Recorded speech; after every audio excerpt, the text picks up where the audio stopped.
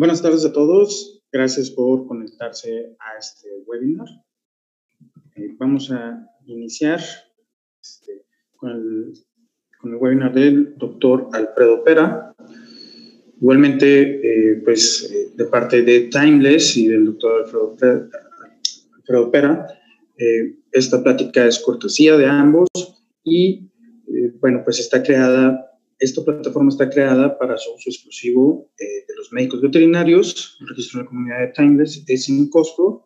Igualmente, dentro de la misma, ustedes podrán realizar interconsultas con más de 100 especialistas y médicos referentes de España y América Latina. Igualmente, podrán acceder dentro de la plataforma a la biblioteca, donde encontrarán webinars anteriores con temas de cardiología, genética, oftalmología y más.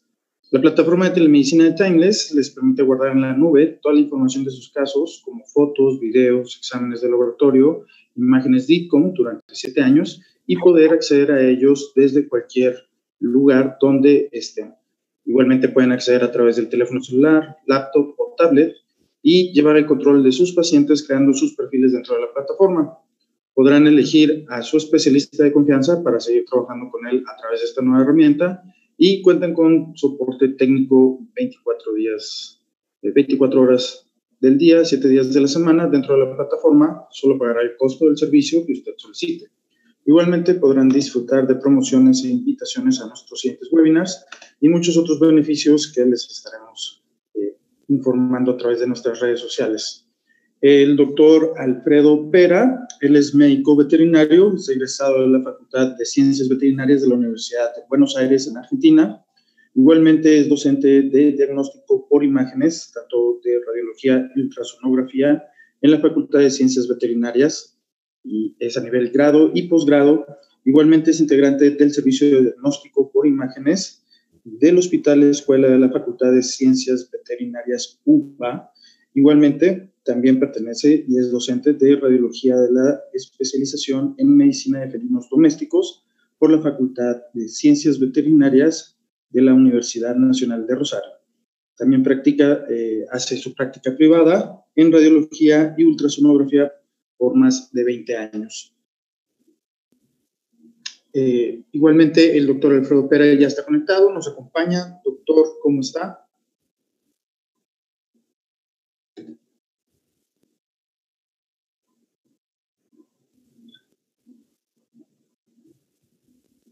Creo que por ahí a lo mejor tiene el mute activado. Buenas tardes. ¿Cómo está, doctor? ¿Qué tal le va? Muy bien, muy bien. Con una tarde un poco fría por aquí, por Buenos Aires, Argentina. Correcto. Doctor, le voy a hacer unas preguntas sobre lo que vendría siendo el tema relacionado a la telemedicina. Y pues a mí me gustaría saber cuándo se debe pensar en solicitar una interconsulta con otro colega. Es muy práctico y útil poder contar con otro colega cuando uno está, digamos, ante la duda de un estudio, en mi caso de un estudio de diagnóstico por imágenes, donde uno ha tomado una imagen y muchas veces está desorientado y puede apoyarse en un colega que tenga o la misma o más experiencia que uno y de esa forma poder contar con un diagnóstico certero o una ayuda para poder llegar a la solución o aproximarse al diagnóstico de lo que está pasando con su paciente. Correcto. ¿Con qué tipo de casos y cuestiones puede usted apoyar a sus colegas dentro de Timeless? Dentro de Timeless puedo apoyar dentro de cualquier caso que tenga que ver con estudios radiológicos, ya sea estudios radiológicos simples o estudios radiológicos hechos con medio de contraste, tanto sea del sistema digestivo como del aparato urinario, de la parte ósea de tanto de la columna como de los miembros anteriores o posteriores, con cualquier caso de estudio que implique estudios radiológicos, puedo apoyarlos y dentro de mis posibilidades ayudar a llegar a un diagnóstico. También consultas que tengan que ver con casos que compartan tanto un estudio radiológico asociado con un estudio ultrasonográfico, también allí puedo brindar mi apoyo. Excelente. Doctor, ¿cuál a su consideración sería la diferencia entre enviar las consultas por una plataforma como Timeless en lugar de utilizar redes sociales o WhatsApp? Las redes sociales como el Facebook o WhatsApp, las consultas suelen ser un poco informales y tienden a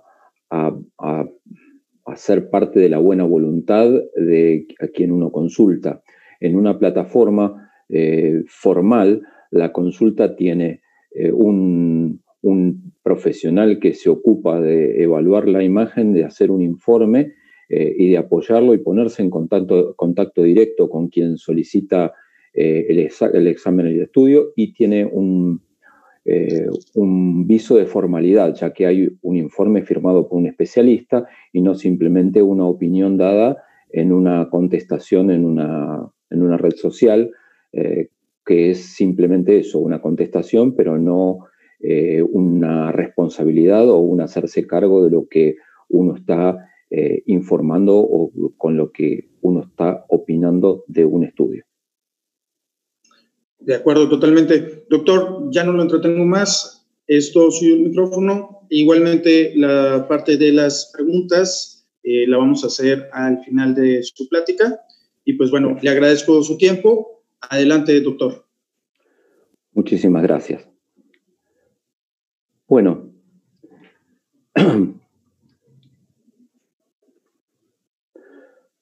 vamos a ocuparnos hoy de un tema que es bastante frecuente dentro de las patologías digestivas, que son las alteraciones de las enfermedades esofágicas. Nos vamos a ocupar hoy de las enfermedades esofágicas más comunes. Para ello, lo primero que vamos a hacer es hacer una breve reseña anatómica de cómo podemos evaluar radiológicamente a un paciente. Recordemos que el esófago es un órgano que en una condición normal no se puede ver, no es, debido a su opacidad, similar a los tejidos blandos que lo rodean, no es un órgano que pueda observarse en un estudio simple, pero que no se observe no quiere decir de que el órgano esté sano, que no tenga una enfermedad preexistente. El esófago se ubica en relación íntima con la tráquea y lo podemos ubicar desde la faringe en dorsal, conectando la faringe con el estómago. En el cuello, el órgano se ubica en íntima relación con la tráquea y va hacia la entrada del tórax, ubicado en esa posición. En una radiografía de tórax, tanto en la posición lateral como ventrodorsal, también podemos ubicarlo en íntima relación con la tráquea, entrando hacia el tórax y conectándose con el estómago por el esfínter caudal, que es el cardias. Entonces, tenemos una porción de esófago cervical, una porción de esófago torácico y una pequeña porción que incluye al cardias, que se introduce dentro de la cavidad abdominal.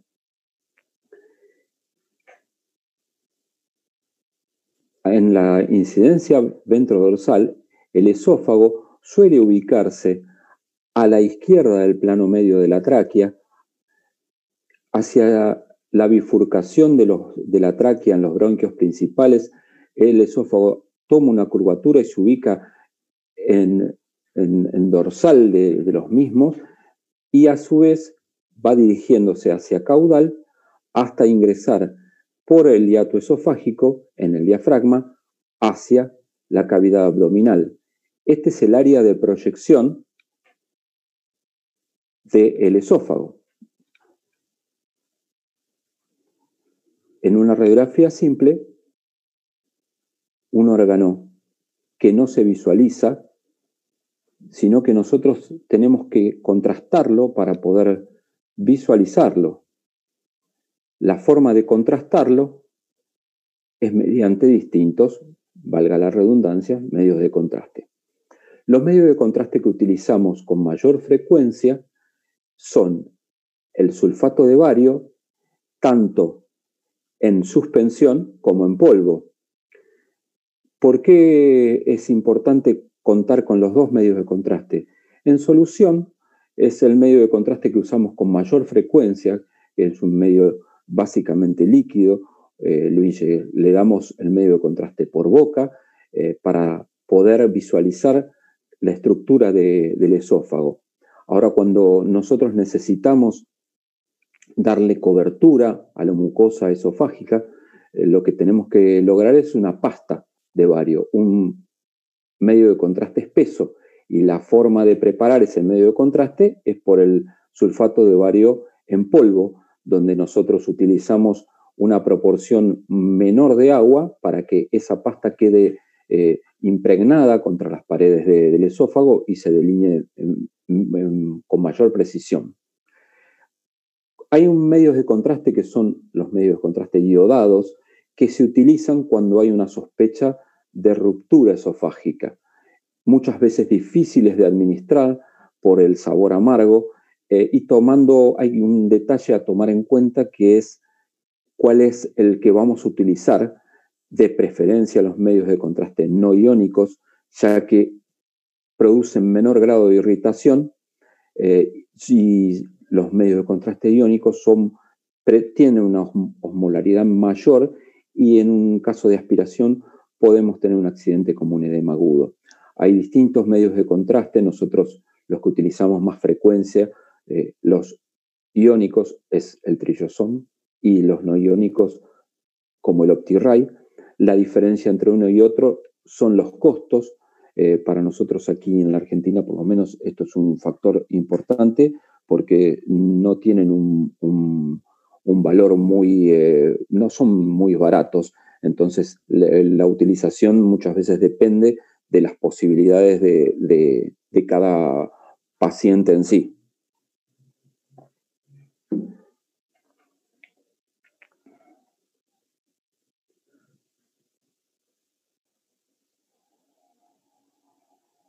Muy bien. Cuando damos el medio de contraste por boca, lo que hacemos es tomar radiografías a medida que ese medio de contraste va difundiendo por el esófago. Noten que aquí tenemos la laringe y la faringe, el medio de contraste pasando hacia el esófago, donde tenemos el esfínter esofágico craneal, ya el esófago con medio de contraste, todo el trayecto del esófago cervical y el esófago torácico. En el caso del canino, los pliegues de la mucosa dan una apariencia longitudinal. Recordemos que el esófago es un órgano músculo-membranoso con dos esfínteres, uno craneal y otro caudal. Estos esfínteres están producidos por una mayor cantidad de fibras musculares, donde hay una mayor presión en el cierre de esa zona de presiones. Por medio de la inervación que tiene todo el esófago, va a producir la movilidad del bolo alimenticio. Cuando el bolo alimenticio, en este caso el medio de contraste, llega a la faringe, al impulsarse hacia ese esfínter, hace que todo un juego se libre en esta zona, donde la glotis va a cerrar la entrada de la tráquea y va a permitir el pasaje del medio de contraste hacia el esófago. A su vez, este medio de contraste va a difundir por todo el esófago cervical y torácico con unas ondas primarias, y en lo que quede de remanente, cuando entra un nuevo bolo alimenticio a la faringe y se va hacia el esófago, hay ondas secundarias que se despliegan y envían el remanente de contenido que tenga el esófago hacia el estómago. Todo esto inervado por el nervio vago y por todos los plexos que están tanto en la submucosa como en relación con la muscular del esófago, y son los que van a trabajar para que el esófago impulse su contenido hacia el estómago. En el caso del felino, la musculatura es distinta. Tienen musculatura estriada en 2/3 del esófago y musculatura lisa en el último tercio, que le da una apariencia como si fueran, nosotros aquí le decimos como la espina de un pescado, como la columna y las espinas de un pescado, adoptan esa imagen, y esto es completamente normal en el último tercio del esófago torácico.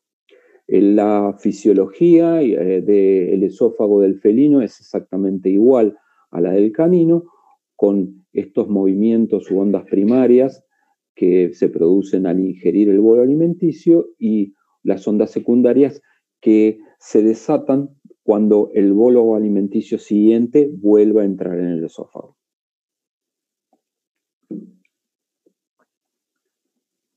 Muy bien. No sé si ha quedado claro toda esta primera descripción anatómica, si han quedado dudas.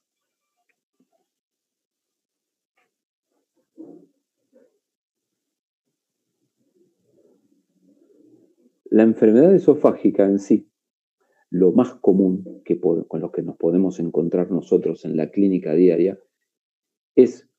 lo dividiríamos en estos 4 casos. En la presencia de un cuerpo extraño, en la presencia de la dilatación del esófago en forma generalizada, a lo que vamos a llamar megaesófago generalizado, en el megaesófago precardíaco, y en lo que nosotros vamos a encontrar muchas veces como consecuencia de un cuerpo extraño que está mucho tiempo ubicado en el esófago, que es la fístula broncoesofágica. La fístula broncoesofágica también está descrita como una condición congénita por una falla en el cierre. Recordemos que embriológicamente los 2 tubos, tanto de la tráquea como del esófago, se forman desde el mismo lugar. No vamos a empezar con los nombres de las estructuras embriológicas, pero bueno, las 2 estructuras tubulares se forman del mismo lugar, y cuando se separan, muchas veces ese cierre no es completo, es imperfecto, y como consecuencia de ello se puede quedar una fístula entre el esófago y la tráquea, el esófago y un bronquio, o el esófago y la piel. Es una condición bastante poco frecuente, pero hay que tomarla en cuenta. Muy bien. Primera condición. Como podrán ver, de acuerdo al estudio radiológico, esto es un felino. Y los felinos tienen una particular debilidad por toda estructura que tenga un hilo, una cinta conectado a la punta o a esa estructura. En este caso tenemos un anzuelo de pesca ubicado en el esófago, en la entrada del tórax, y para visualizar este cuerpo extraño no hace falta más que este estudio simple, que es lo que nosotros comenzamos a hacer cuando tenemos un paciente con una dificultad en su deglución. Recordemos que siempre me gusta a mí hacer esta salvedad de que nosotros como especialistas en diagnóstico por imágenes somos un auxiliar del clínico, y este es un método de estudio complementario y bajo ningún punto de vista puede reemplazar la exploración clínica precedente. El clínico es el que sería como el director técnico del equipo, es el que marca el paso y el que solicita el estudio de acuerdo a lo que evalúa en cuanto a los signos y síntomas del paciente. En este caso, a raíz de una dificultad en la deglución, el gato cuando se siente mal es uno de los primeros síntomas es dejar de comer, y en este caso nos encontramos con un cuerpo extraño en la entrada del tórax, que es un anzuelo. Otra de las cosas que suelen hacer los gatos es tragar hilos asociados con agujas. Y estas agujas a veces permanecen adentro del esófago y otras veces salen por fuera del esófago. Por eso siempre es importante las dos incidencias a la hora de evaluar una estructura radiológica, porque aquí podemos decir que esta silueta de esta aguja, donde hasta podemos ver el ojo de la aguja, está ubicada dentro del esófago, con la punta de la aguja dentro de la faringe, y sin embargo, cuando hacemos la otra incidencia, vemos que ya esto ha salido y está a nivel del subcutáneo. Es probable que haya estado, lo haya tragado, pero a raíz de la estructura de la aguja sale hacia afuera y hasta podemos observar un enfisema subcutáneo producto de la perforación que ha hecho esta aguja y la salida del mismo del tracto digestivo.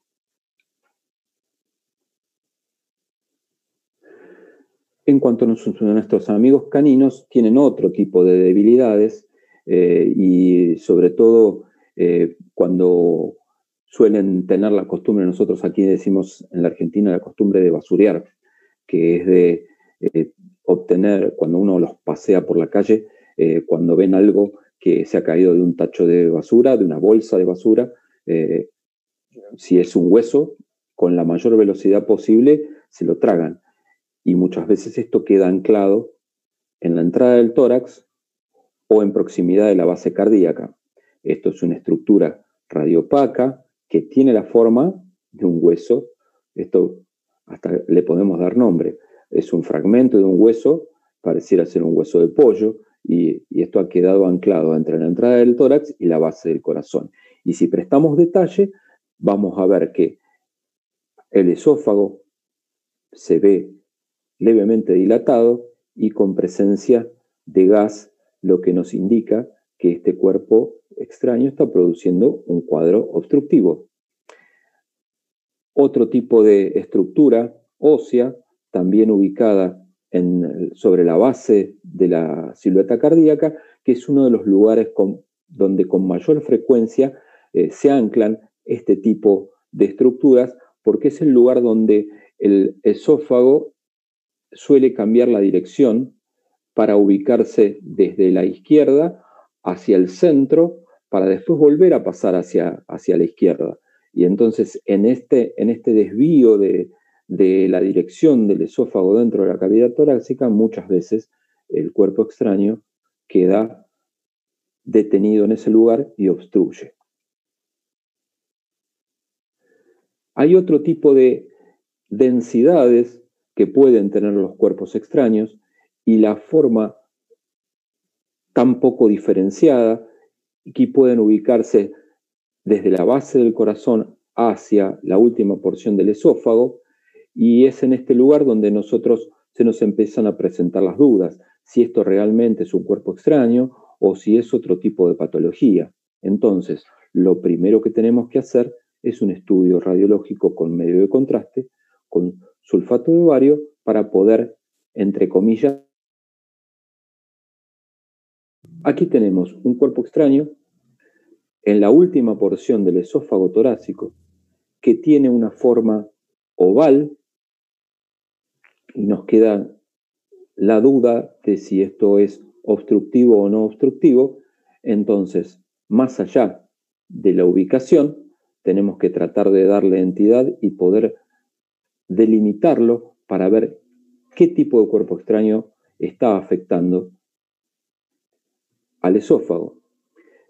Noten cómo en la primera radiografía simple no se visualiza con precisión que el esófago esté dilatado. Sin embargo, al darle medio de contraste, sulfato de bario, vemos la dilatación del esófago producto del cuerpo extraño que por su estructura, a mí me gustaría poder preguntarles y que me contestaran, pero bueno, les voy a contestar yo, ya que las preguntas van a venir al final, que este cuerpo extraño que está ubicado en esta última porción del esófago torácico es un marlo de choclo, es un pedacito de choclo y es lo que está obstruyendo la última porción del esófago torácico. Hay detalles importantes en este estudio. Uno de ellos es que cada vez que hay un cuerpo extraño obstruyendo, el esófago se dilata. Y el otro aspecto importante es que el medio de contraste nos hace saber de que el esófago está permeable y pasa parte del medio de contraste hacia la silueta gástrica. Esto nos da una pauta más o una ayuda a la hora de intentar un tratamiento.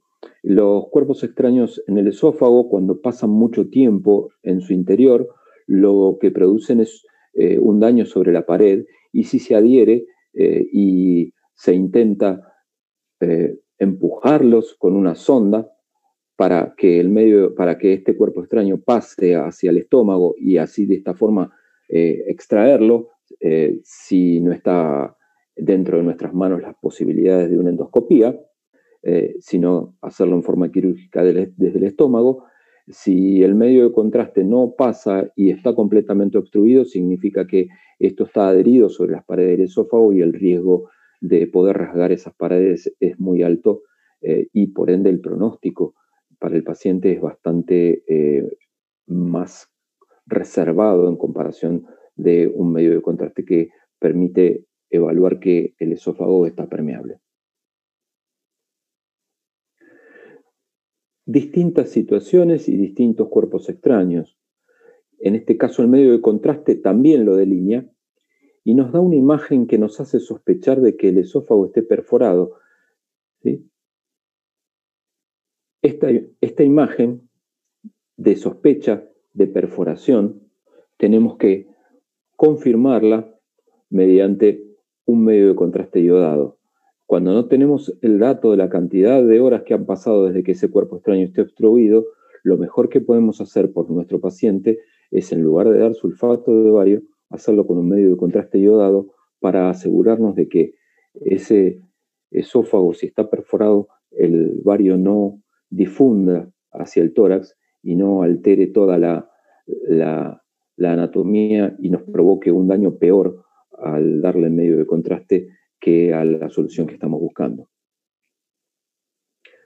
Bueno, este es un paciente al cual habían enviado a hacer una radiografía de cuello, simplemente, porque notaban en la palpación que tenía una deformación próximo a la entrada del tórax. Cuando se toma el estudio, se nota que hay una estructura radiopaca de densidad de tejidos blandos y a su vez meteorismo involucrado en la primera porción del esófago cervical, y quedaban las dudas de qué es lo que estaba pasando, porque a su vez, asociado a esta masa, el paciente venía con una dificultad respiratoria, tenía un problema respiratorio, una angustia respiratoria asociada a que esta estructura estaba comprimiendo la tráquea en la entrada del tórax. Entonces se obtiene otro tipo de imagen donde se visualice tanto el tórax como el cuello y la estructura de la masa ubicada en este lugar.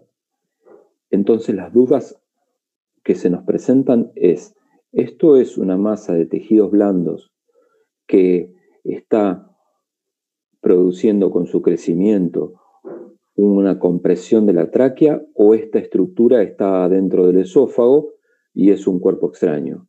Bueno, esto fue de aparición súbita, no es un problema que se ha producido con el paso del tiempo y que ha ido evolucionando en forma lentamente, sino que unas horas antes, el paciente estaba perfecto, jugaba, corría y no tenía ningún tipo de problemas, y de buenas a primeras comenzó con angustia respiratoria y la imagen obtuvo esta estructura. Entonces, ¿qué es lo que podemos hacer? Contrastarlo.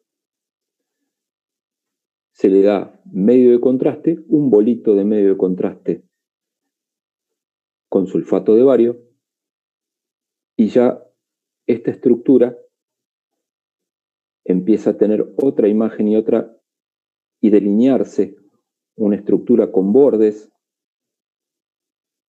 en la entrada del tórax. El medio de contraste pasaba hacia la silueta gástrica, el bolo que se le dio fue muy pequeño. Noten otro detalle, y es que en la silueta gástrica hay una estructura radiopaca longitudinal. Esto es un hueso. Entonces, asociando las dos imágenes, una con la otra, obtenemos esta imagen que nos habla de un cuerpo extraño en la entrada del esófago. Y bueno, se lo ha extraído, y este es el cuerpo extraño, un trozo de cartílago de un hueso.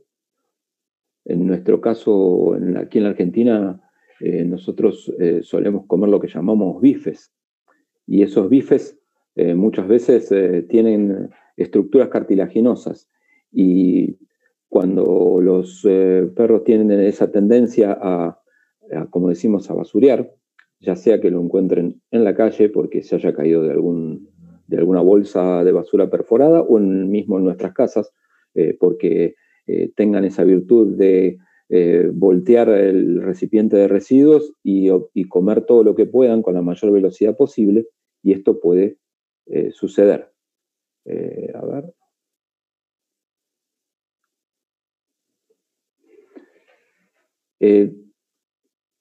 Esto lo vamos a ir hablando. Acá veo una pregunta de Valeria, donde me pregunta si megaesófago y complicación con parálisis parcial laringea y algún tratamiento viable. Esto después vamos a hablar a medida que cuando vayamos hablando de megaesófago, vamos a ir dando ciertas pautas. Si bien mi experiencia con los tratamientos específicos es limitada, pero podemos hacer algún aporte a qué tipo de tratamiento se le puede dar. Bueno, volvemos al caso donde el cuerpo extraño delineado en el esófago era un cartílago, y este cartílago era lo que estaba obstruyendo a nuestro paciente.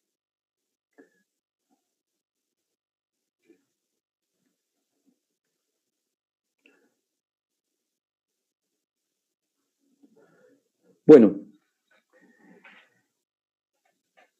sobre la base del corazón y la entrada del esófago torácico, nos encontramos con una estructura radiopaca de densidad de tejidos blandos que tiene una forma elíptica, que produce el descenso de la tráquea hacia ventral y el descenso de la base del corazón también hacia ventral.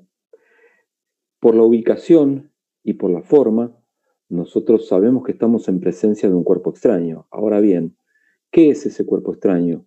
¿Está obstruyendo en forma parcial, en forma total? Entonces, lo que tenemos que hacer es darle sulfato de bario y contrastarlo. Entonces, obtenemos esta imagen, donde el medio de contraste, con mayor opacidad, rodea una estructura también que tiene una forma como si fuera un gran triángulo, con una base grande y dos estructuras que lo ubican hacia dorsal, dilatan parcialmente ese esófago. Miren cómo el esófago apenas se ve como si fuera una línea hasta llegar a esta zona donde el cuerpo extraño está ubicado, allí se dilata, sigue dilatado hacia caudal hasta la última porción, donde ya se ubica entrando hacia el abdomen y llenando el estómago con medio de contraste. Bueno, ¿qué era este cuerpo extraño? Otro trozo de cartílago de los que nosotros podemos encontrar en un bife, en un trozo de carne, también tragado por nuestro paciente. La mayoría de las veces cuando se producen este tipo de accidentes es porque los tragan en forma acelerada y para evitar que uno se los quite, y ahí es donde ocurre el accidente.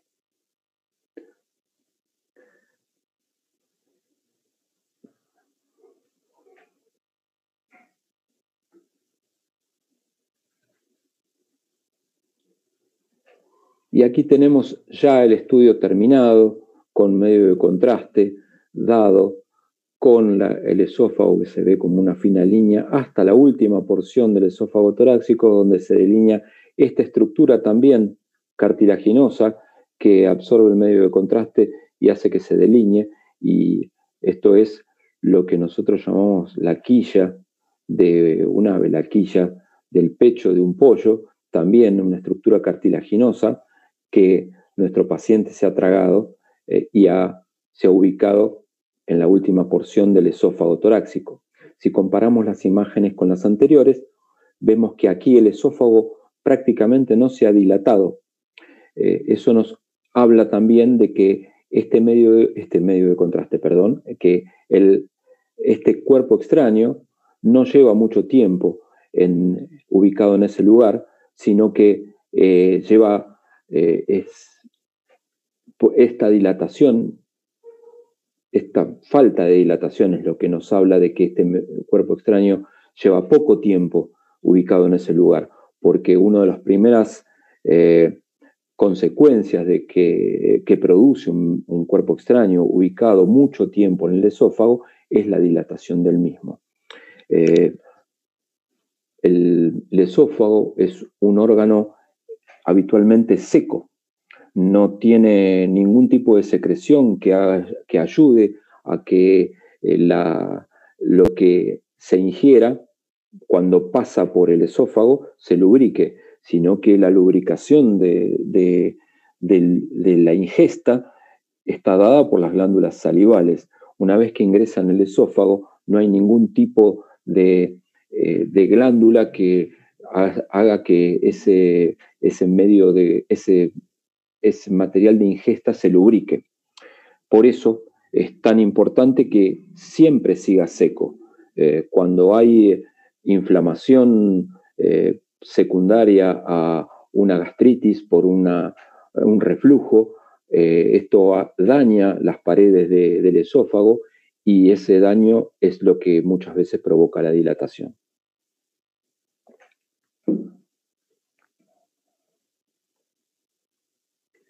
Muy bien, hasta aquí con los cuerpos extraños y el daño que provocan en el esófago, y una consideración en cuanto a la importancia de la velocidad con que se llega al diagnóstico.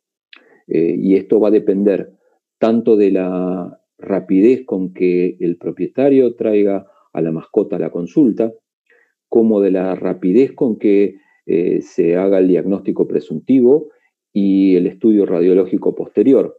Cuanto menor tiempo pase entre la ingesta del cuerpo extraño y la resolución del caso, ya sea visualizándolo mediante un estudio simple o por el estudio contrastado con sulfato de bario, eso va a favorecer el pronóstico de la mascota, porque cuanto más tiempo permanezca el cuerpo extraño dentro del esófago, lo reitero una vez más porque es importante, cuanto más tiempo permanezca el cuerpo extraño dentro del esófago, mayor va a ser el daño que provoca y las consecuencias que pueden traer a posteriori, pudiendo generar un megaesófago secundario a un cuerpo extraño que ha permanecido mucho tiempo y ha producido un daño sobre la inervación de ese esófago por la compresión que ha realizado sobre cada uno de los plexos. En cuanto al megaesófago en sí, tenemos distintos tipos de calificaciones y vamos a hacer una sencilla calificación de este megaesófago. Y puede ser congénito, adquirido o idiopático. Idiopático ya sea en el adquirido como en el congénito. En cuanto al megaesófago congénito, puede ser generalizado o precardíaco por la presencia de anillos vasculares. Hay predisposición de razas en cuanto al generalizado y en cuanto al precardíaco. El generalizado tenemos una predisposición tanto del pastor alemán como del labrador, el Shar-Pei, bulldog, el schnauzer miniatura, fox terrier, los gatos también, los siameses tienen predisposición a megaesófagos congénitos y los mestizos de cada una de estas razas también pueden padecerlo. El megaesófago precardíaco por anillo vascular también es una condición congénita donde el que se lleva la mayor cantidad de premios es el labrador y por lo menos la experiencia que tenemos nosotros aquí en la Argentina, vemos muchos labradores, muchos schnauzer y en el último tiempo muchos bulldog franceses también. Los gatos también, como un europeo y siamés, pueden sufrir este megaesófago congénito. Nosotros estamos viendo un incremento aquí en la Argentina, por lo menos en cuanto al bulldog francés. Creo que tiene más que ver con la mayor cantidad de bulldog franceses que hay hace un tiempo ya largo en nuestro medio. Como dice un colega amigo, es la raza que nos está dando de comer a muchos especialistas en el último tiempo porque tiene un sinfín de patologías. En cuanto al adquirido, hay diversas causas, ya que la acción tanto de patologías neuromusculares como de condiciones endocrinológicas, como patologías digestivas, la afección que producen sobre los esfínteres y a su vez sobre la inervación del esófago, hace de que esta estructura se dilate en forma secundaria por la patología que lo afecta. También hay condiciones tóxicas como el plomo o los organofosforados que provocan alteración dentro de toda la inervación del esófago y como consecuencia producen un megaesófago adquirido. Y hay una condición idiopática, un no sé por qué, tanto en los megaesófagos congénitos como en los megaesófagos adquiridos. Hay muchas veces donde no es posible llegar a un diagnóstico definitivo de la causa de ese megaesófago y es bastante frustrante. Pero cuando nosotros sabemos cuál es la patología de base que puede estar produciendo ese megaesófago, el tratamiento y el pronóstico para el paciente seguramente va a mejorar muchísimo. Y aquí tenemos el kit de la cuestión y la madre de las preguntas a la hora de evaluar el megaesófago, y es si esto es un vómito o si es una regurgitación. Como decía un viejo filósofo, vómito o regurgitación, esa es la cuestión. Y de esa pregunta parte el principio del diagnóstico, ya que de acuerdo a lo que nos relate el propietario del paciente, si lo que expulsa a nuestro paciente es alimento sin digerir, alimento en muy malas condiciones, lo que ha ingerido hace 2 o 3 días, entonces sobre esa base nosotros podemos empezar a hacer un diagnóstico, muchas veces asociado a el mal estado del paciente, muchas veces asociado a ruidos que tienen el aspecto de un gorgoteo y otras tantas veces asociado a neumonías por aspiración, donde el paciente no solo llega con un esófago dilatado, sino que en forma asociada llega con una condición clínica no muy buena y asociado a problemas respiratorios. Pero básicamente el signo clínico principal de nuestro paciente es la regurgitación y es uno de los detalles que tenemos que tener en cuenta y tratar de descubrir a la hora de que nos cuenten, que la mayoría de las veces nos van a decir vomita. Y cuando vomita, y vomita a lo mejor unas horas después de haber ingerido la comida, entonces ahí empezamos a evaluar si esto es un vómito o es una regurgitación y sobre esa base empezar a estudiar a nuestro paciente. La imagen, el estudio por imágenes que nos va a ayudar es la radiografía simple en principio, donde nos va a dar una imagen donde vamos a ver en la zona de proyección, en el área de proyección de la silueta esofágica, una alteración en la opacidad, y esa alteración en la opacidad va a venir de la mano de qué es lo que tenga el esófago en su interior. Y ese esófago puede tener gas, puede tener líquido o puede tener alimento. Y sobre esa base va a ser la densidad que nosotros vamos a encontrar en el área de proyección del esófago. En cuanto a los estudios que podemos hacer, en los estudios simples podemos encontrar signos primarios y signos secundarios de un megaesófago. Como signos primarios es la visualización de las paredes esofágicas, radiopacas, no visibles habitualmente en un estudio simple, pero en este caso, producto de la dilatación, sí las podemos evaluar. Podemos ver una dilatación esofágica en una parte del esófago o una dilatación en forma generalizada. Y como signo secundario, nos vamos a encontrar con que podemos visualizar un desplazamiento ventral de la tráquea en una incidencia laterolateral, un desplazamiento ventral de la silueta cardíaca, la base cardíaca como si estuviera aplastada, algo que la empuja hacia ventral, también en una incidencia laterolateral, y en una incidencia ventrodorsal, un aumento del espesor del mediastino, producto de esa silueta esofágica dilatada. Y en cuanto a los estudios contrastados, lo que vamos a visualizar es una dilatación parcial o total del esófago.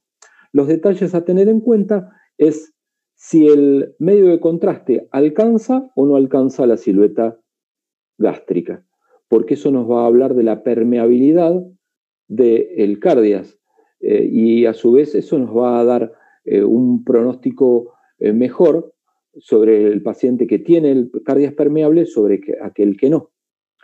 Hay una forma de estudio dinámica para aquel que pueda contarlo con este medio y es la fluoroscopía, donde lo que se evalúa es el movimiento del esófago y el trayecto del medio de contraste por el esófago, evaluando tanto las ondas primarias como las secundarias, y también como en forma asociada podemos evaluar todo el mecanismo de deglución, porque queda de costado del tema de hoy, pero muchas veces las disfagias vienen asociadas a los trastornos esofágicos en pacientes de joven edad. Y mediante la fluoroscopía podemos evaluar el movimiento de todo el aparato de la laringe y la faringe en el momento de la deglución, ya sea con un medio de contraste fluido o muchas veces lo hacemos dándoles de comer su alimento habitual embebido en medio de contraste para evaluar la dificultad que tenga o no para deglutir y a su vez evaluar con mayor precisión el pasaje de ese medio de contraste por el esófago y qué tipo de ondas están presentes, si las primarias y están ausentes las secundarias, o si están ausentes ambas ondas y el esófago no tiene una motilidad adecuada. Pero para el diagnóstico del megaesófago en nuestra clínica diaria, con un estudio simple, nosotros vamos a poder evaluar si ese esófago está dilatado o no y qué parte del mismo está dilatada.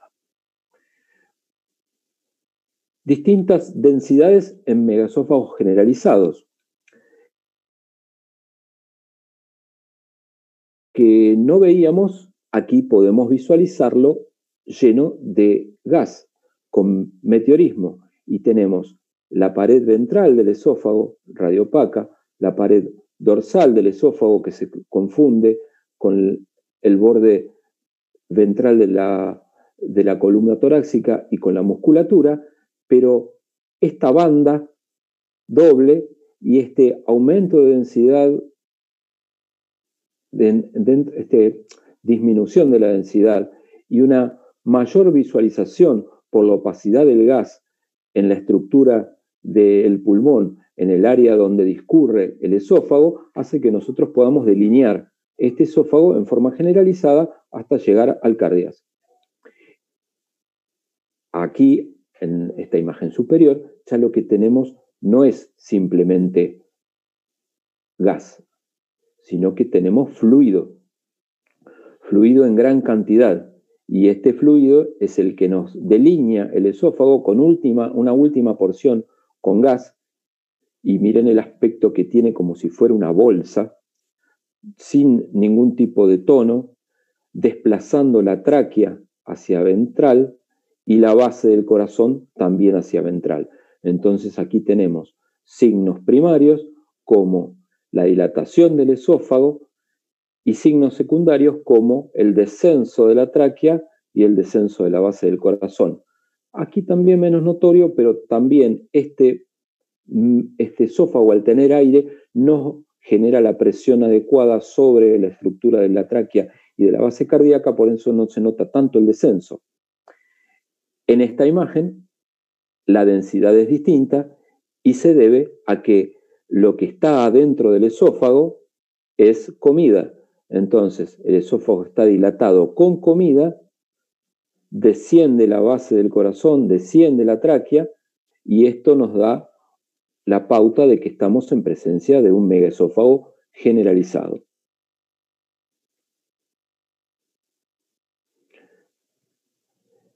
Y aquí tenemos un paciente que, si lo miran con detenimiento, hasta me podrían decir la raza, por el tipo de calota que tiene, por el tipo de vértebras que tiene, por la estructura de la tráquea, que tiene un espesor menor al que debe, y también nos lo han enviado para hacer una radiografía de cuello, porque se le escuchaban ruidos raros, así decía su propietario, y se veía un aumento de densidad, pero prestando atención hacia ventral, se nota una estructura de mayor lucidez, por ende vamos hacia la radiografía de tórax y nos encontramos con que nuestro paciente tiene un esófago dilatado en forma completa, podemos ver la banda en dorsal, la banda en ventral, meteorismo en toda la estructura, el descenso de la tráquea en la entrada del tórax y sobre la base del corazón, no tan notorio el descenso de la base cardíaca, pero aquí nos encontramos con una doble patología, podemos decir. Por un lado, un megaesófago, y por otro lado, tenemos lo que nosotros llamamos una hipoplasia traqueal, muchas veces propia de la raza. Esto es un bulldog francés, y un bulldog francés de alrededor de, si no recuerdo mal, 4 meses y medio, y este bulldog francés tenía ambos problemas, y lo que sugerimos hacer es, sobre la hipoplasia traqueal, en este caso, es hacer controles evolutivos, porque muchas veces permanecen con esa menor dilatación de la tráquea sin traerle mayores consecuencias, y nosotros solemos decir de que es algo propio de la raza.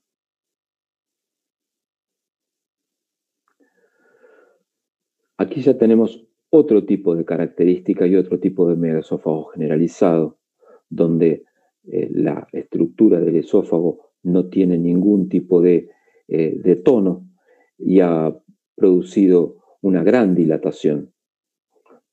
Hay gas, hay meteorismo y hay también una estructura de fluido dentro de la cavidad del esófago. La tráquea ha descendido, la base del corazón ha descendido, y muchísimas veces nosotros dejaríamos el estudio acá, salvo de que lo que se quiera comprobar es si el esfínter caudal está competente o no. O sea, si nos va a permitir que el medio de contraste pase o no pase. Y aquí tenemos un medio de contraste que no pasa.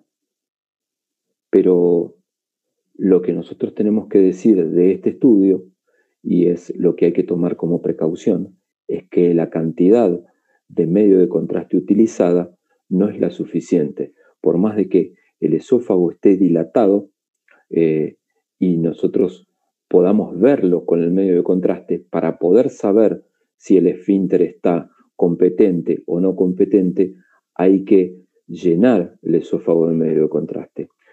Nosotros utilizamos en un estudio donde nosotros querramos visualizar el esófago alrededor de 5 mililitros por kilo de peso.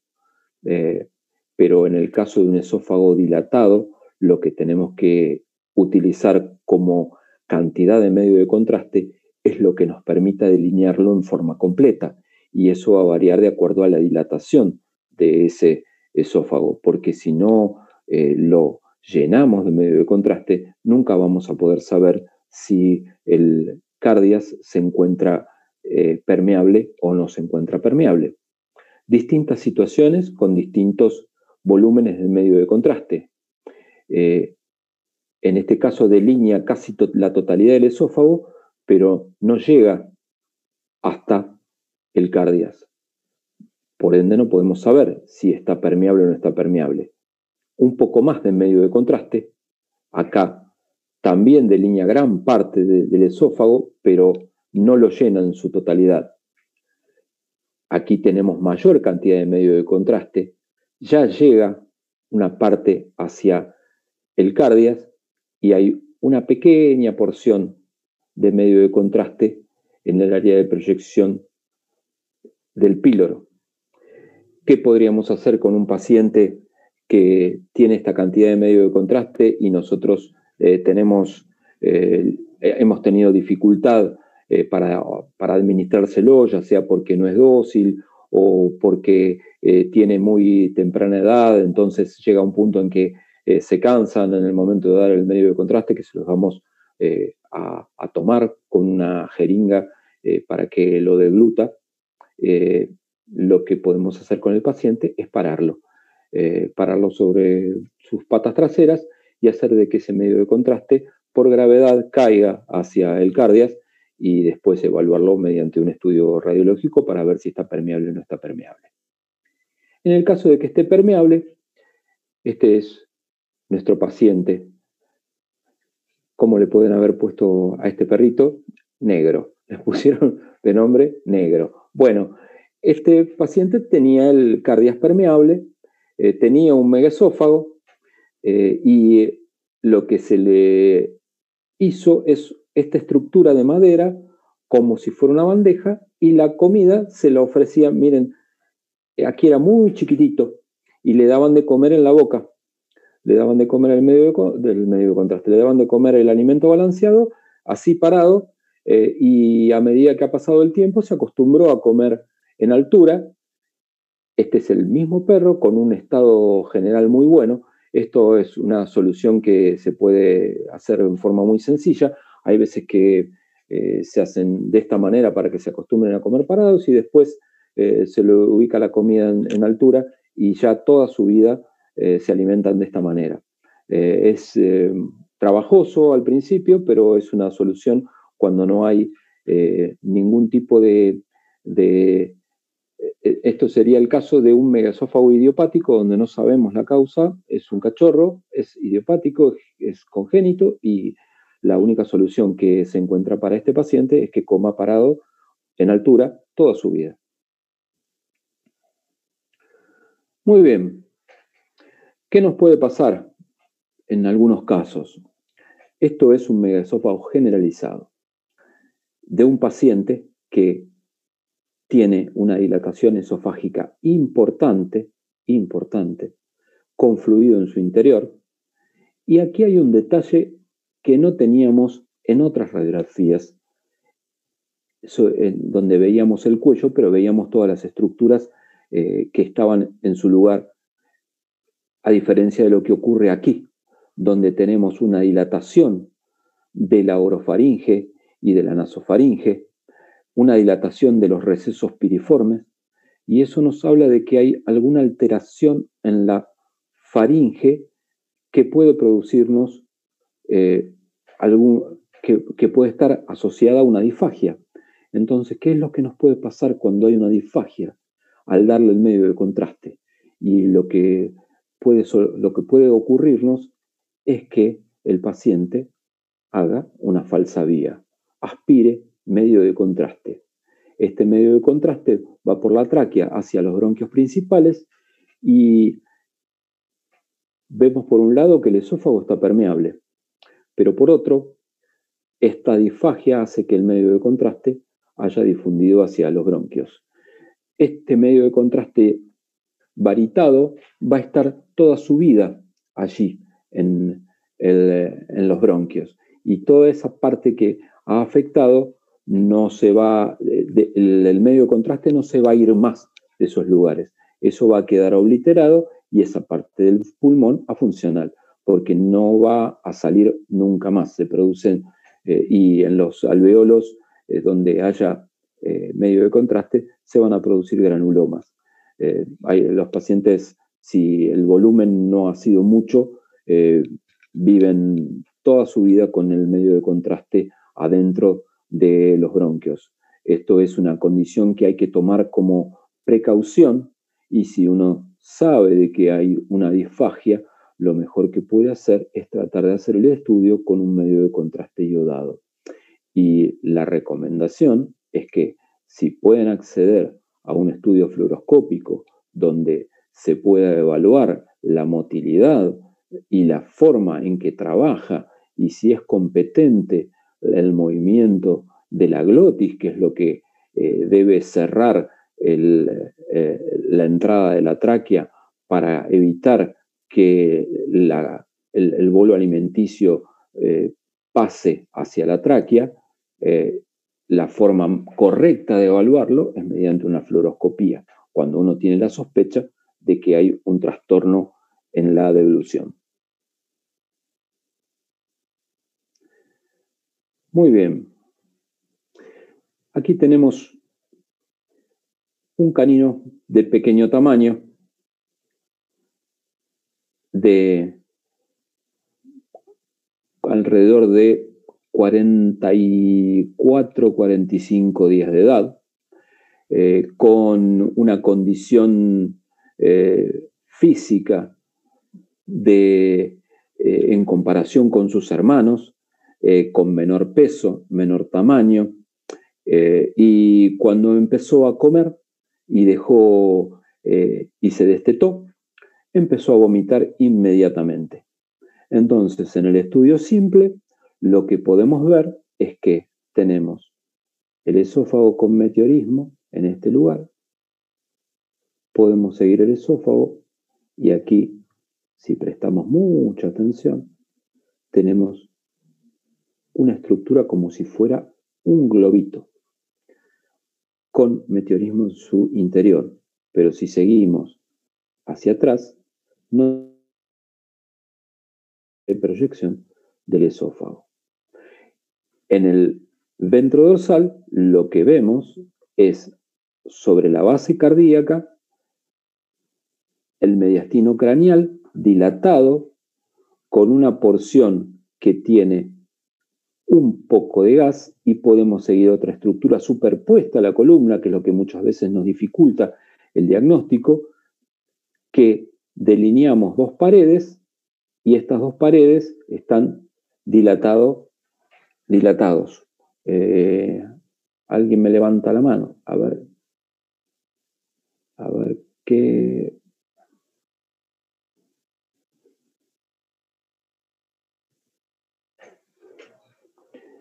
Tengo una duda sobre la visibilidad del cricoides en las radiografías. Nunca lo he visto tan marcado, pero en una RX me tocó una paciente donde se veía bastante radiopaco.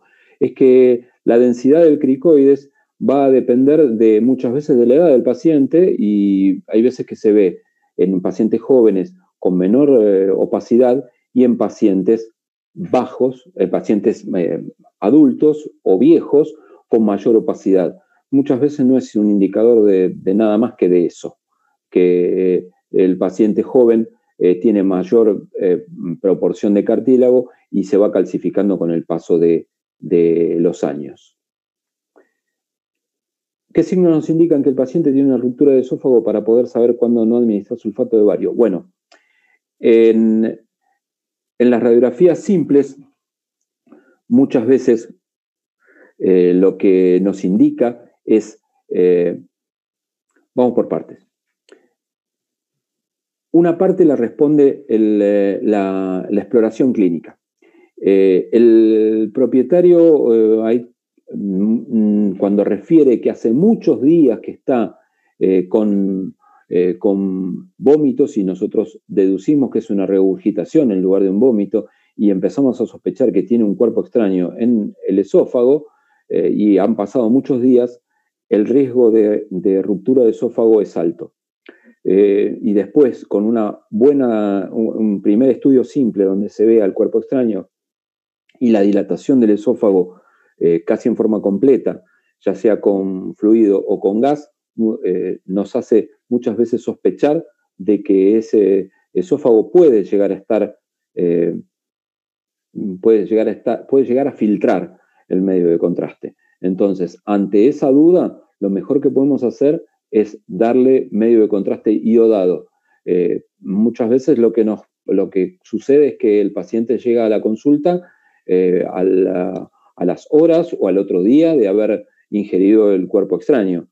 Y otras veces, ya sea porque no manifiesta síntomas o porque el propietario piensa de que ya se le va a pasar y que va a dejar de vomitar y pasan unos días hasta que llega a la consulta y ya en un estado clínico bastante serio, con deshidratación y con una condición física bastante deteriorada. Entonces, sobre esa base, más el estudio simple, muchas veces empezamos a tratar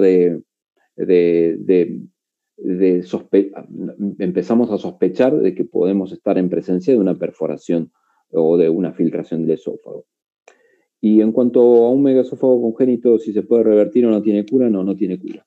Un megaesófago congénito no tiene ningún tipo de cura ni de tratamiento. No tiene cura. Tratamiento es lo que les contaba con el paciente que come parado. Va a tener que comer parado toda su vida y, por lo menos en mi experiencia, he visto pacientes que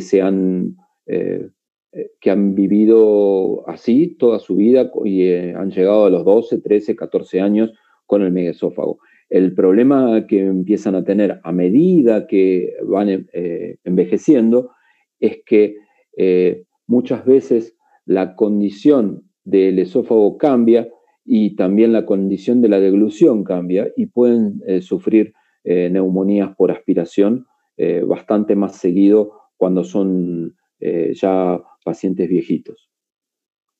Espero haber respondido.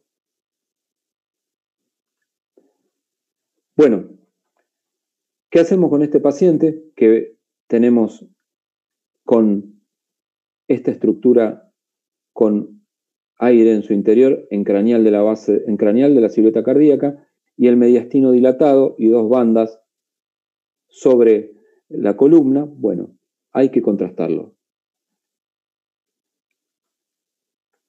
En este caso, es un labrador macho de 55 días. Y lo que nos encontramos es esta imagen, donde tenemos una dilatación del esófago en craneal de la silueta cardíaca, con esta imagen de como si fuera un globo, y a partir de la base del corazón, ya el esófago toma un espesor normal. En el mediastino craneal, el esófago está dilatado, todo el mediastino craneal, hasta llegar a la base del corazón, y allí sobre la base del corazón va hacia caudal y delinea toda esta estructura que nos indica de que esto es un megaesófago precardíaco, en este caso secundario a un anillo vascular, a un arco aórtico persistente, que es una de las patologías más comunes.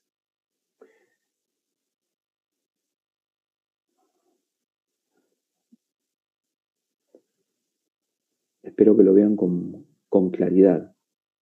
Esto es un labrador, una de las razas afectadas por esta patología, que provoca una dilatación del esófago en craneal del anillo vascular, en craneal de la estructura que lo y hace de que no pueda trabajar en forma correcta el esófago.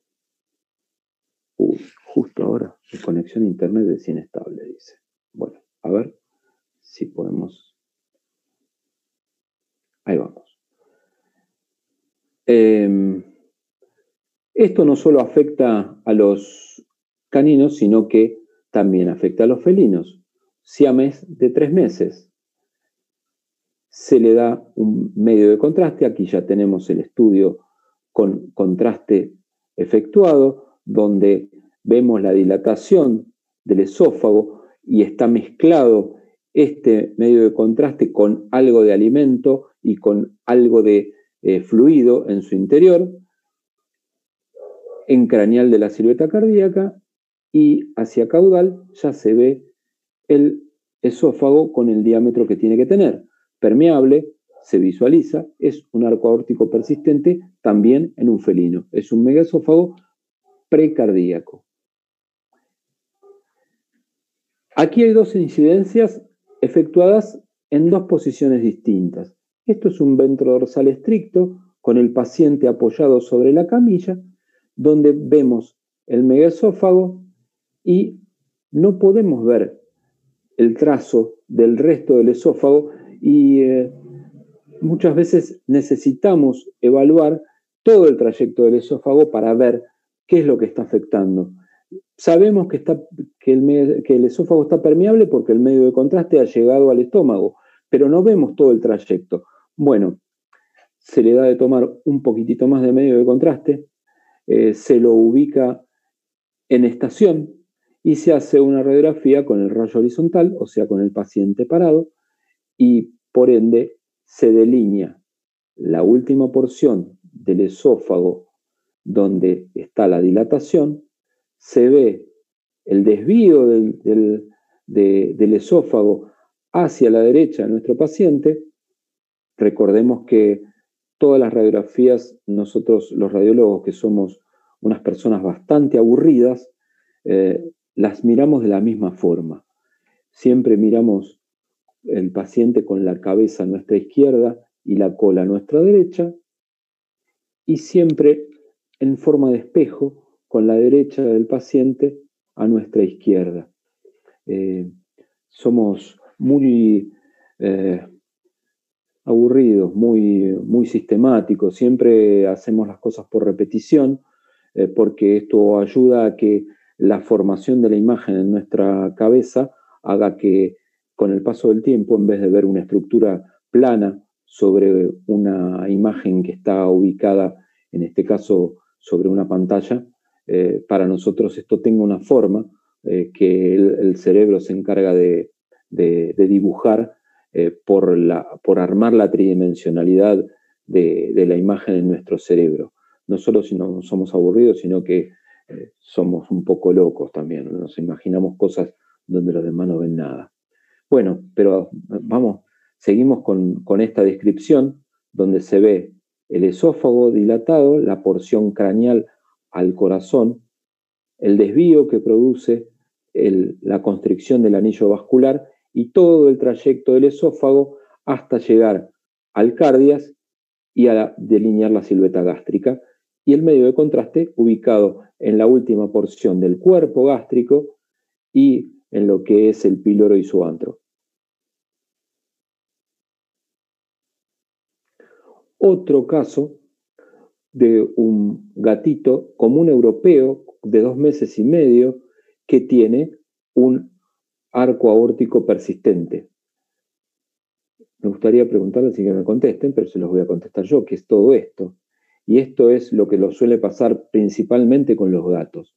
Los gatos suele ser bastante difícil hacerles tomar el medio de contraste y muchas veces el babeo de ese medio de contraste impregna los pelos. Entonces, estos pelos hacen que se vea de esta forma el medio de contraste puesto en esos pelos.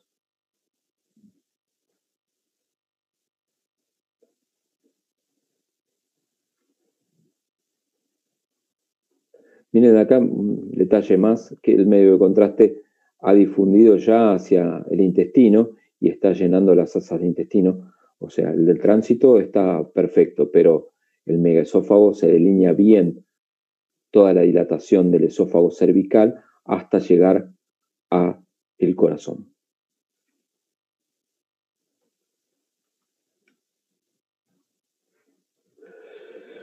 Y aquí ya empezamos a complicarnos un poquito.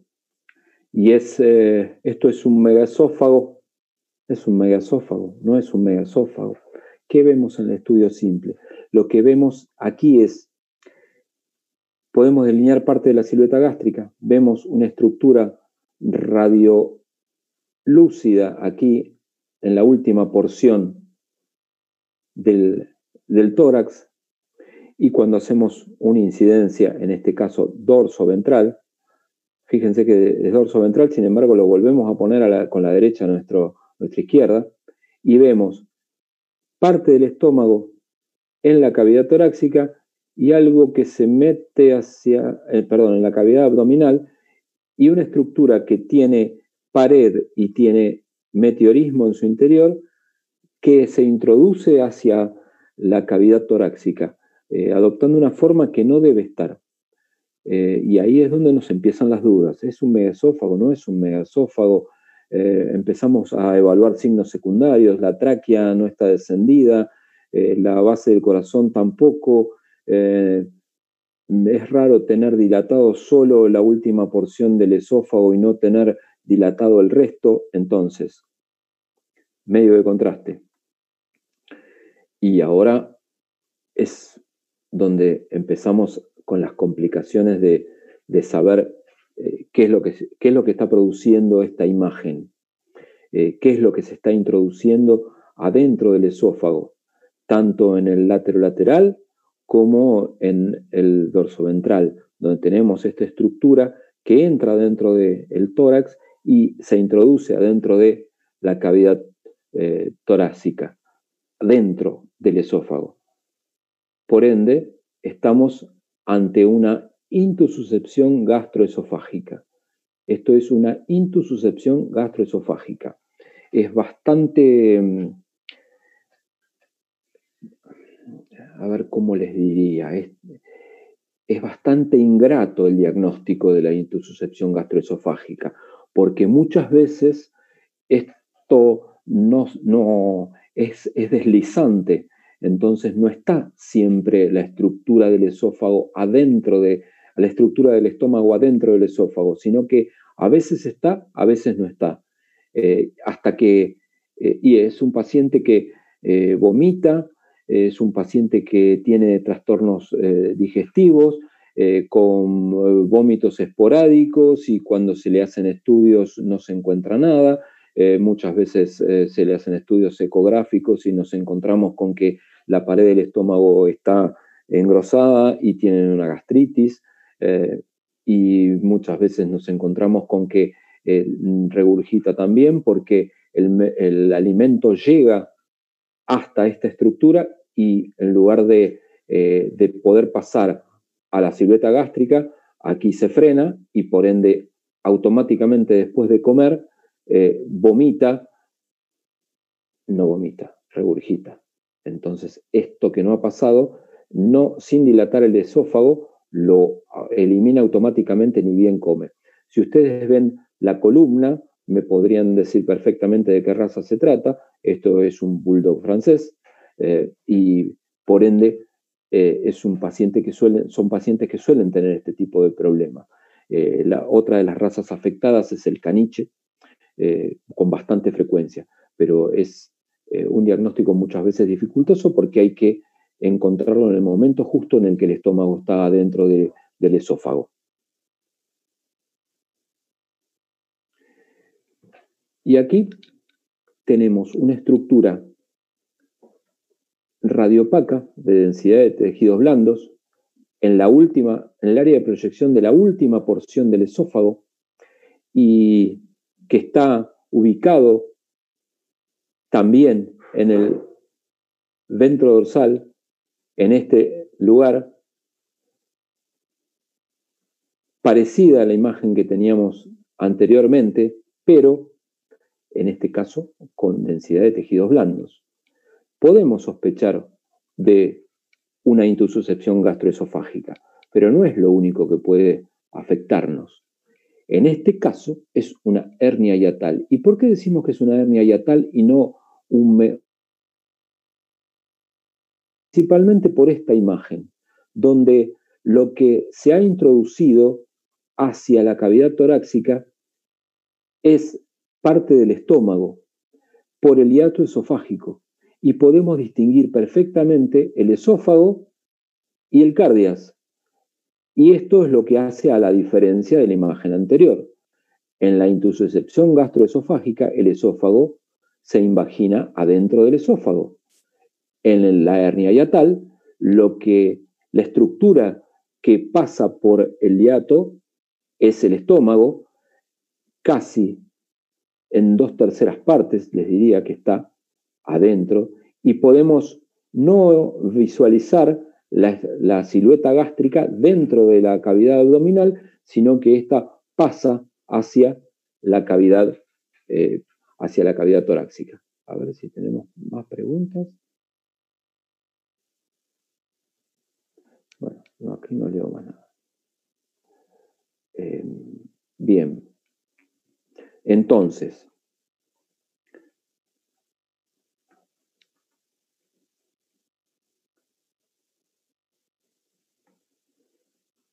en la intususcepción gastroesofágica, miren cómo se ve la silueta gástrica adentro de la cavidad abdominal y parte del estómago se invagina hacia adentro del esófago.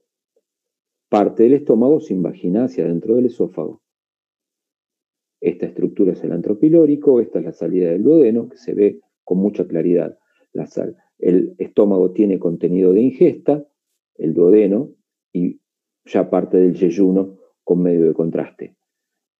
El estómago se ve adentro de la cavidad abdominal.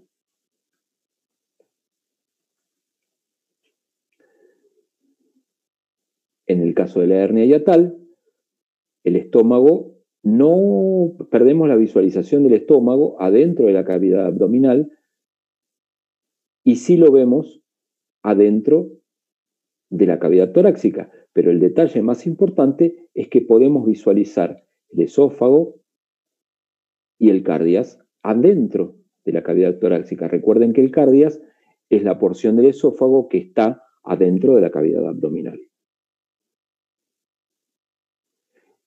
Y aquí tenemos un felino que tiene el esófago dilatado con meteorismo. Pero muchas veces en la porción que entra, no sé, del abdomen en el estudio radiológico, se ve una dilatación con meteorismo de lo que parecen ser asas intestinales. Yo no sé si a ustedes les pasa lo mismo que nos pasa a nosotros aquí, que muchas veces nos piden gatografía.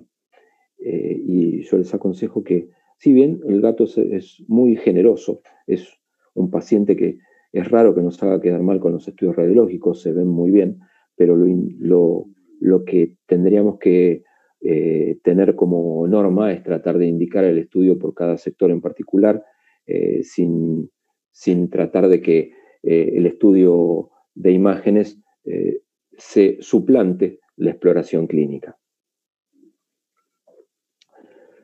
Esta sospecha hace que hagamos un estudio de abdomen. Y aquí nos encontramos con que no solo el esófago está dilatado.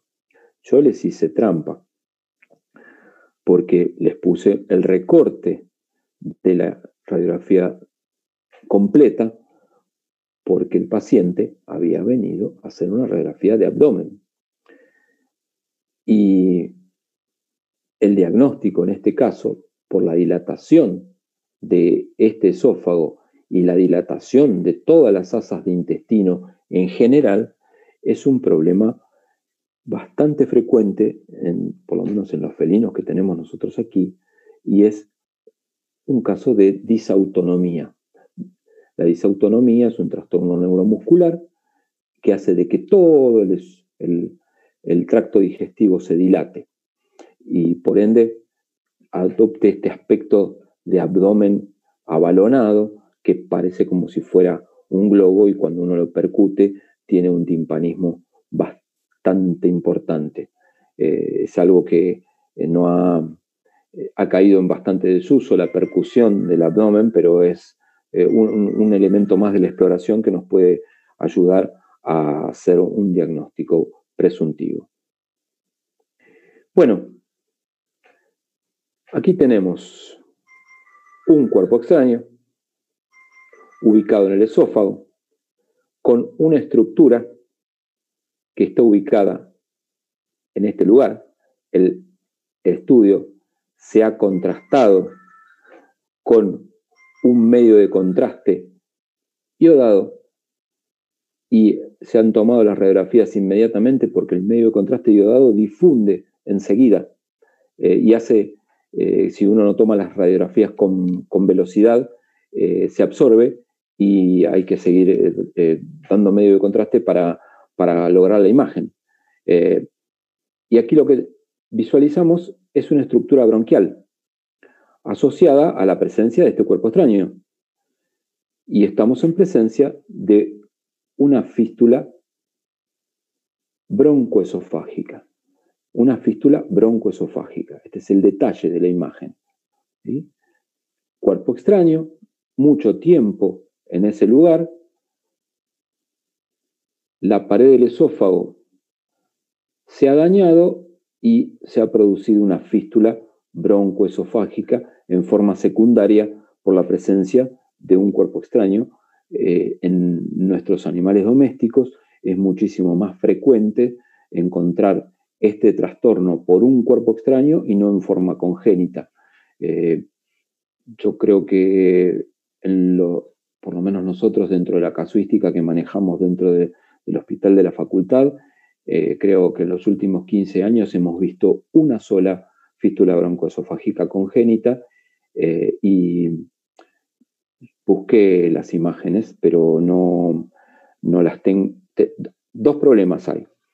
Uno, con esto de la pandemia, muchos de los archivos de imágenes han quedado, entre comillas, secuestrados en las computadoras del servicio y por ende nosotros que siempre nos confiamos de que siempre vamos a tener el archivo a disposición, no lo tenemos. Y por otro lado eran imágenes viejas, hechos con placas analógicas, que muchas he mostrado hoy, por esto que les digo de los trastornos que tenemos con la pandemia y el no acceso al archivo de imágenes que tenemos habitualmente, sino que estamos supeditados a lo que cada uno tenga en su casa y en su máquina, que muchas veces no es el archivo completo.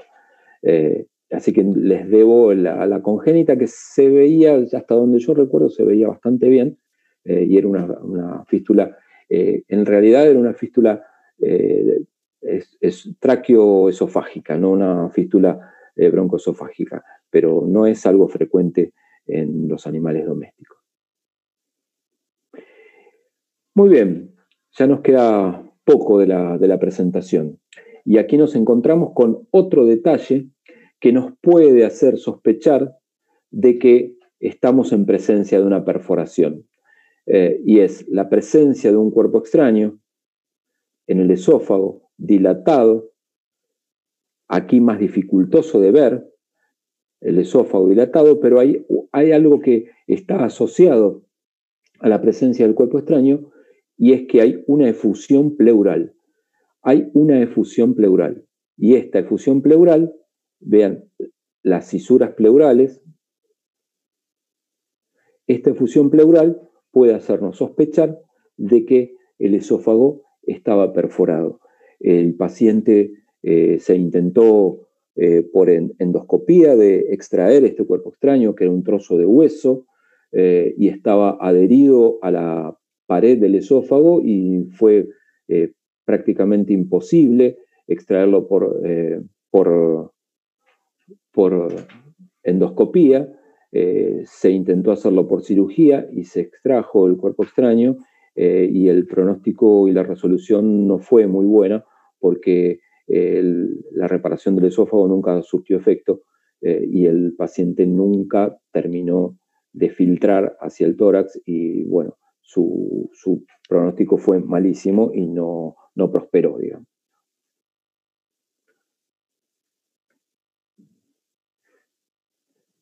Recordemos lo que nos puede pasar cuando administramos medio de contraste. Este es un paciente que tiene un esófago cuasi normal, con pequeñas dilataciones. Era un paciente que tenía un reflujo gastroesofágico, por ende una esofagitis, y esta dilatación era producto de la esofagitis, pero durante la administración de medio de contraste se aspiró. Y él no tenía ningún tipo de trastorno en la deglución, sino que esto muchas veces es porque el paciente es indócil y aceleramos la toma de medio de contraste, y esto es un accidente que debemos evitar. Si el paciente se resiste, hay que tratar de calmarlo y de darle el medio de contraste en pequeñas porciones y con paciencia. La otra opción es sondearlo y darlo mediante una sonda, ya sea nasoesofágica, donde por medio de la sonda entremos en la primera porción del esófago e inyectemos el medio de contraste en esa sonda, y de esa forma evitemos que el paciente que tiene un problema para deglutir, no porque tenga un trastorno de deglución, sino que tenga problemas con su docilidad, o porque no quiera tragarlo, y en el momento en el que nosotros intentamos obligarlo, podemos provocar este accidente. Esto va a estar toda su vida allí, más allá de que se resuelva su problema de esofagitis. El medio de contraste no se va más de sus bronquios ni de sus alvéolos. Bueno, vamos llegando al fin.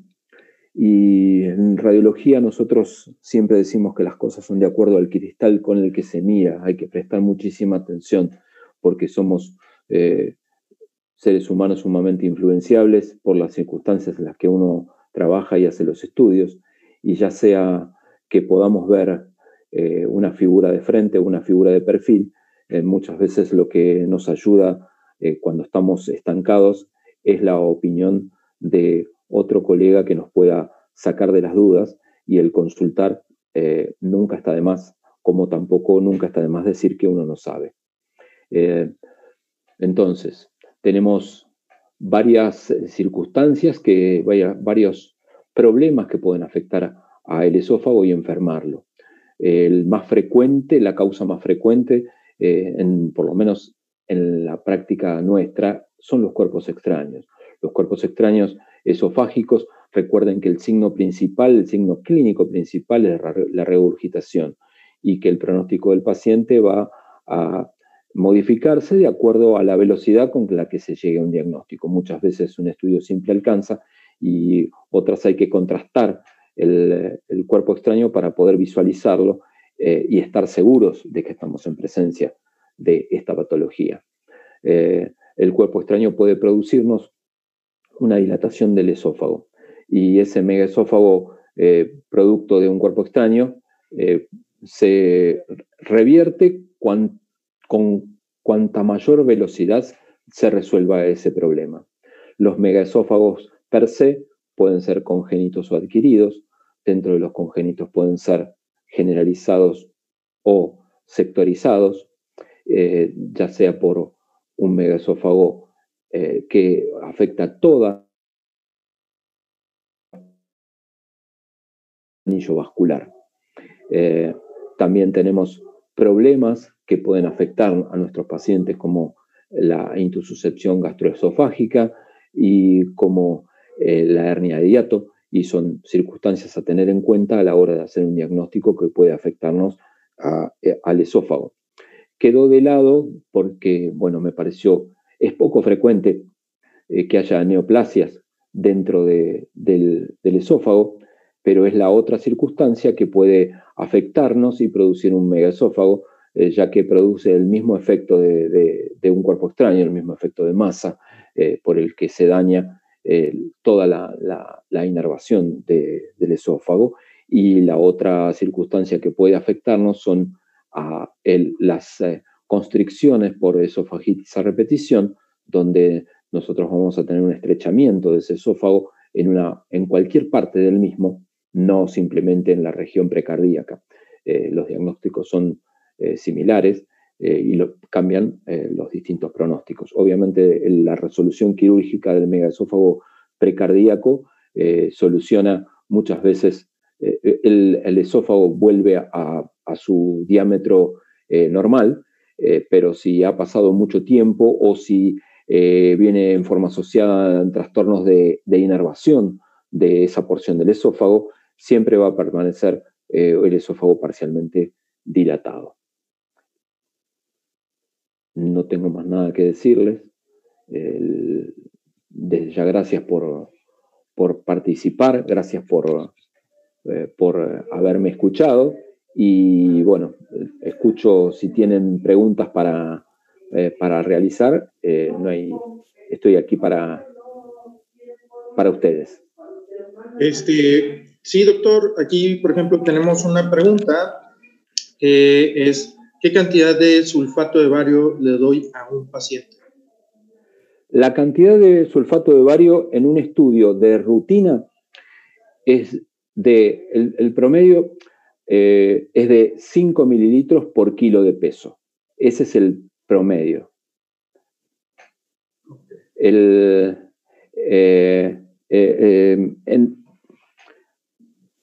En un paciente donde uno necesita hacer un tránsito gastrointestinal completo, el volumen de bario es de 10 mililitros por kilo. En un esófago o en una esofagografía utilizamos entre 3 a 5 mililitros por kilo de peso. Ahora, si el esófago está dilatado, hay que utilizar la cantidad de bario necesaria que llene el esófago para permitirnos distinguir si esa cantidad de medio de contraste hace, por medio de su peso y de su volumen, que el cardia se abra y entonces podemos decir que el esófago se encuentra permeable. Perfecto. Y luego, por aquí viene una pregunta también. Dice, ¿siempre sería mejor dar contraste iodado por las dudas si hay cuerpo extraño en el esófago?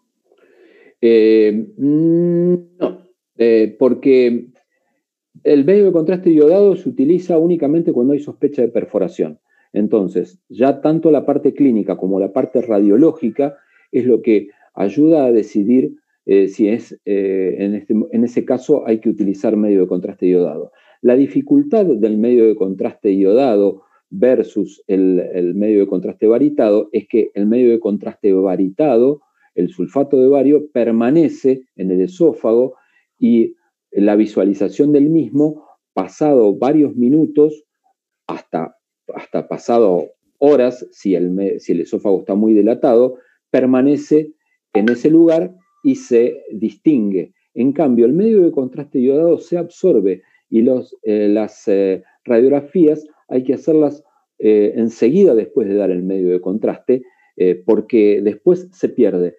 Si el esófago está perforado, prácticamente cuando terminamos de dar el medio de contraste se hace el disparo para visualizarlo.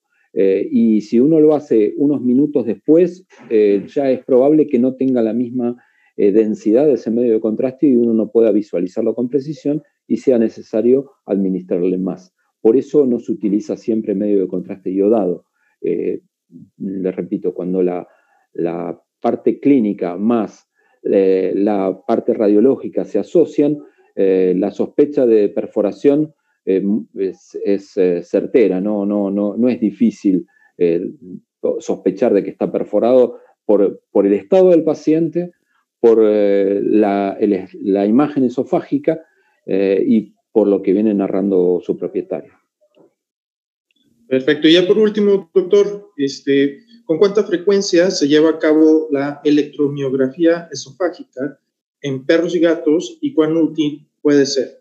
Y en cuanto a la videofluoroscopía, ¿puede repetir qué evaluamos, por favor? Sí.